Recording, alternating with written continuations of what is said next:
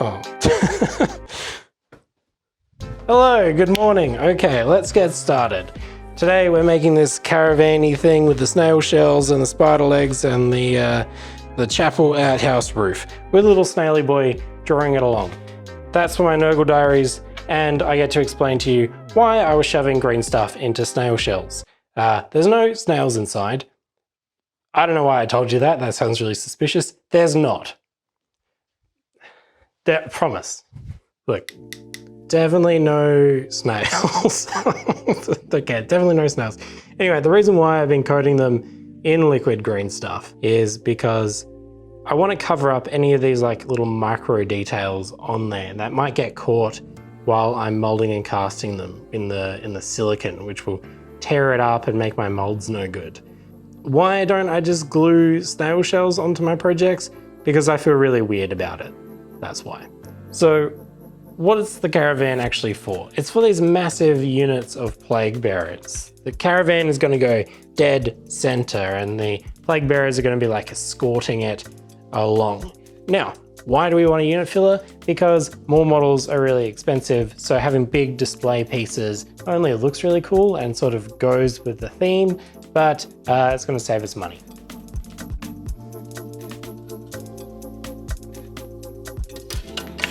We just need to quickly cut up some foam to make the base of our caravan. This can be rough. We're just trying to get an idea of what we're making, and then we're going to sculpt on top of it. And also not eat all the fumes that come off the burning foam. Okay, that's looking pretty good actually. We're just gonna try to add in a little curve into the roof. Oh, look at that. Let's glue it together. I'm using epoxy because it's not going to melt the foam and we're going to be able to use it pretty quickly, unlike PVA glue, which is going to struggle to dry. This stuff is awesome for gluing things together, but it smells atrocious. Okay, glue is dry. The next problem we have to work out is wheels. I'm thinking maybe like these little fridge magnets might be a good starting place, or this little bottle cap, spray paint cap has a very interesting pattern on there. The thing is, we only need to make one because we can mold and cast the other three. I don't know, I'm basically just trying to find all the round things in the garage. I have like 5 knives and I'm always losing them. How?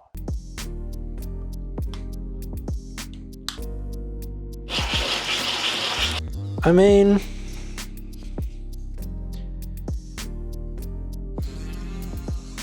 yeah.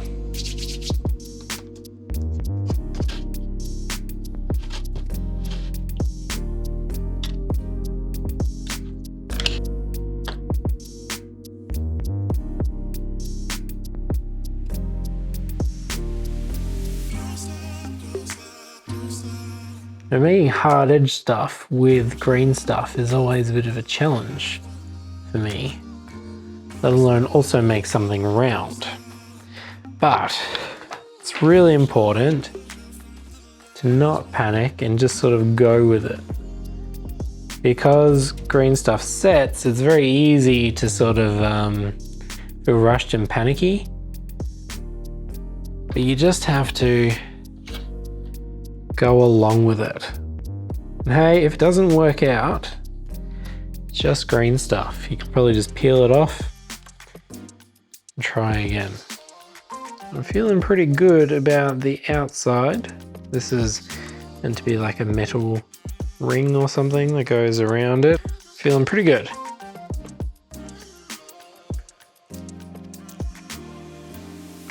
And whoa, that's something. I don't know if it's good, but it's something. Right. Look at that.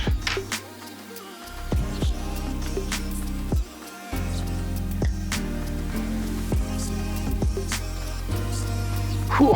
Looking nice. Looking nice.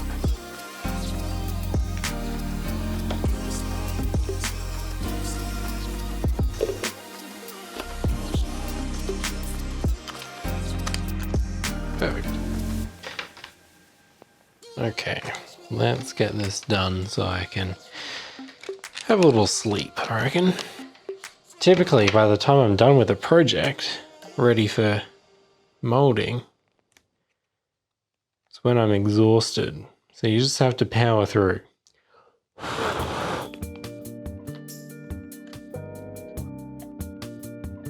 Divided by 100.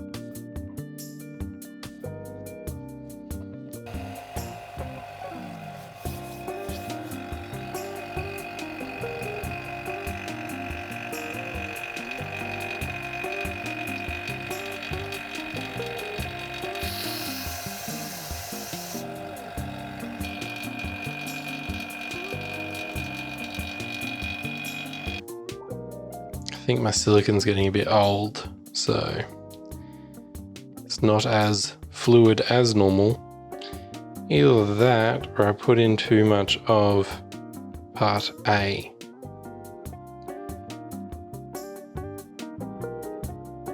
Good morning, by the way. All right, how do we go? Silicon setting, that's pretty good, pretty good sign. I don't know why it set so fast last night, whether I messed up the ratio, whether I didn't mix this well enough, I just did some really dodgy maths. I don't actually think my silicon was old, I think I was just being dramatic. But that's the joys of learning to mold and cast stuff. You get this stuff wrong. The equal parts silicons, like 50% part A, 50% part B, like Umu, is that how you say it? Umu? Or any of like the Barnes products that I normally use, any like that. That stuff's really good, but it won't work with resin prints. Like the resin inhibits its ability to cure and you just end up with like a sticky mess. So that's why I have to use this. And it's a bit of a pain in the ass, but you gotta do what you gotta do. Cool, all right. Fingers crossed.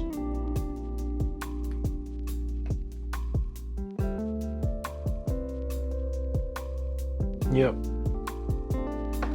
Success. This one.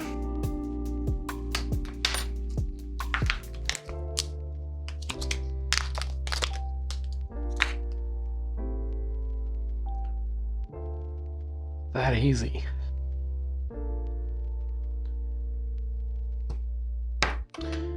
Cool. Now we're cooking. Have a look at that. Even though the silicon was really thick, turned out pretty good. I don't see any bubbles or anything like that. Yeah, that looks good too. So. Can you hear me okay? Probably not. I probably sound like Bane.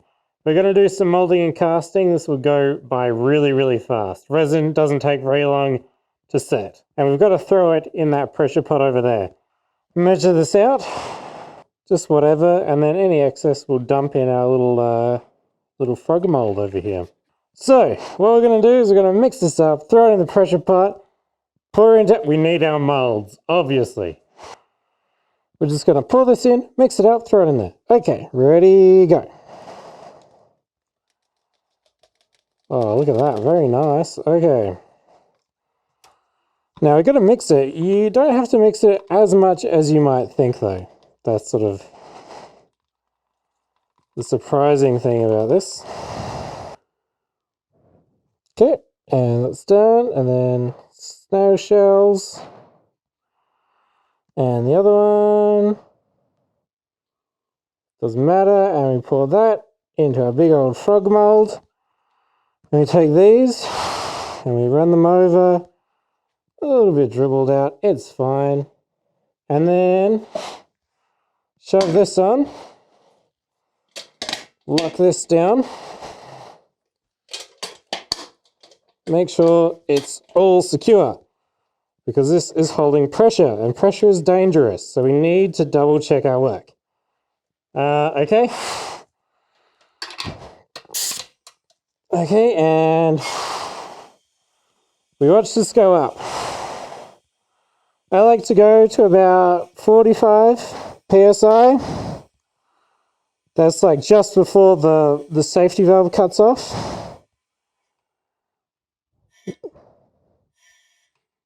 Cool. Okay. Go to that. And we just let it cure. Just like that.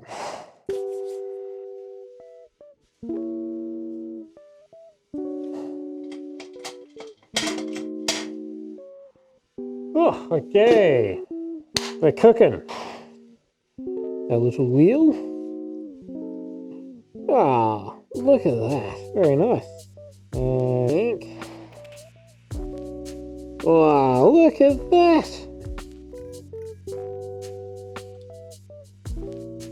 We have some purple ink over here. Let's just try it out. You know, if it doesn't work, it doesn't work.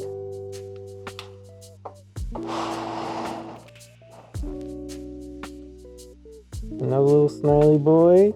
And we'll dump the rest in our big old toad. Now I have little tabs so I know how to line this up correctly. And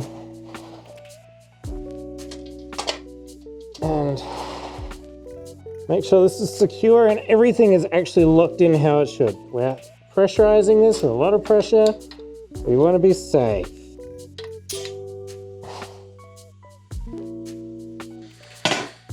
Check this out. Nice pink. Sort of a Barbie pink, that one. Ooh la la. Look at those, they're turning out alright. And over here, I'm growing another little garbo toad. I think that's what I'm calling them. Just filled with all my garbage. But one day, he'll be a real boy.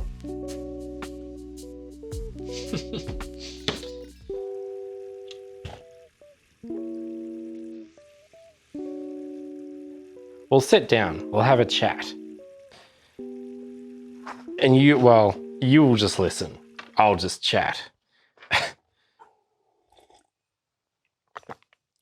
Okay, so here's the deal. I feel like I'm on the verge of a breakdown, but I think I'm catching myself right before a critical moment, enough so that I can make a change in my hobby. I've identified the major problem at the moment, which is I have far too many projects, like yes, so many unfinished projects. And unfinished projects make me really, really sad because I feel like I'm not getting anywhere.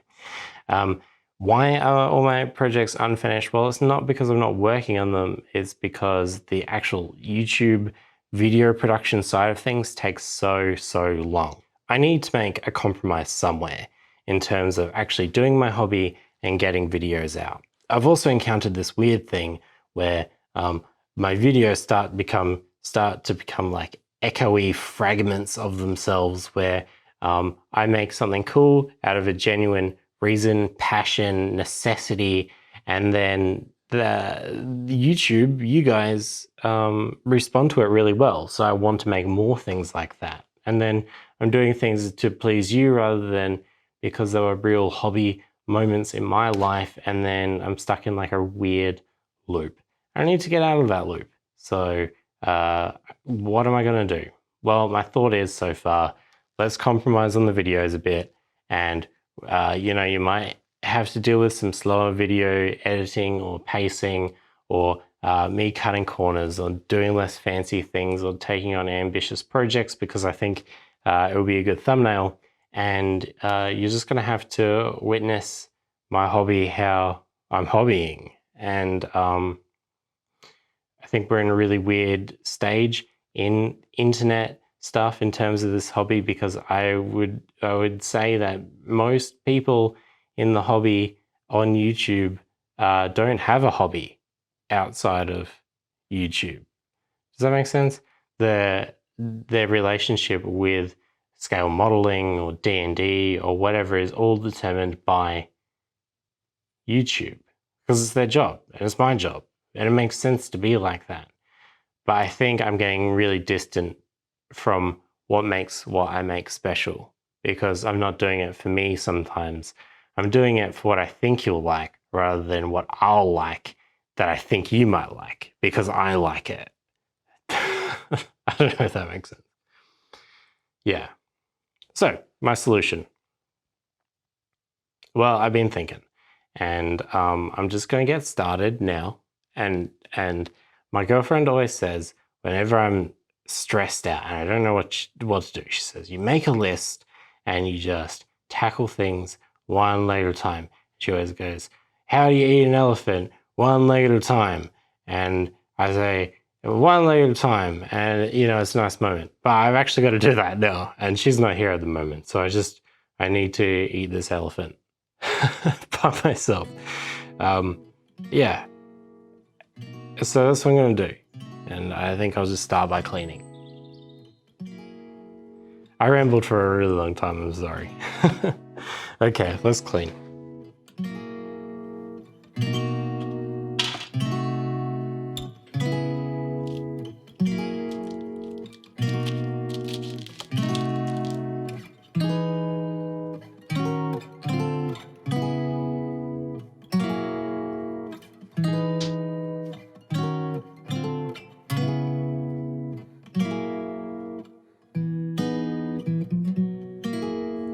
Here it is. This is sort of embarrassing to show you, but this is my pile of shame.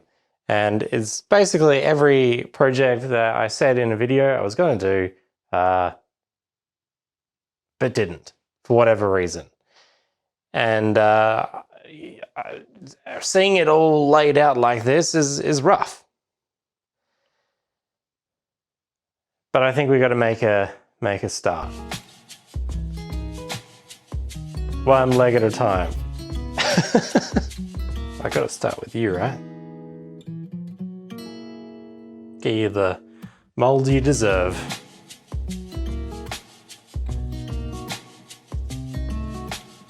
Nice smooth little tummy. Let's give you back some feet.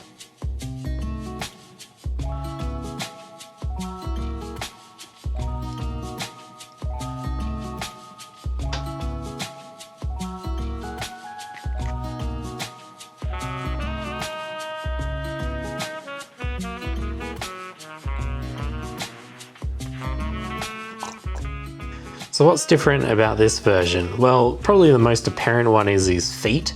They're a bit longer and thicker, and that's because in the original one, his little toes just kept snapping off. And if I'm shipping him all over the world, I want him to stay intact. I also sort of like this design a lot more anyway. I've made him a little bit more symmetrical, and I've filled in some of the areas that I really didn't like the underside of his chin. I've made that a bit better, and his eyes are a little bit less googly, but overall still has the same character. So I'm pretty excited. All right, let's mold it. We do need to make sure we get our maths right and all that sort of stuff this time, because that was a pretty big fail. Maybe it's like extra potent because it's the stuff that's gone like down the bottom of the Part B bottle. Maybe that's why it went off so quickly last time. Oh no, maybe we're having the same problem as we did last time. God, that sucks. No. Why are you so thick? Oh shit. God. It'll be fine. It will be fine. Stop you panicking. Alright, we need to talk about Arcane Ugly. I think things are going really well. At the moment, I've just been working on magic items every single day with my friends and partner and myself, and the late night scramblings and weird ideas and sometimes heated negotiations. But I'm feeling really good because I think we're really establishing a tone for the world. Now, one item every single day probably doesn't feel like very much progress. And look, it does feel slow, but I think chipping away at it, especially on a solo project, has become a necessity because I get really tired thinking about unique ideas very quickly. So by doing it a little bit at a time, I feel like I am starting to make a dent. And we're up to day 39 today, which is awesome. That's basically a deck of cards. All right, so little Toad update. He's still got about 12 hours until I can demold and cast it. But I'm so excited.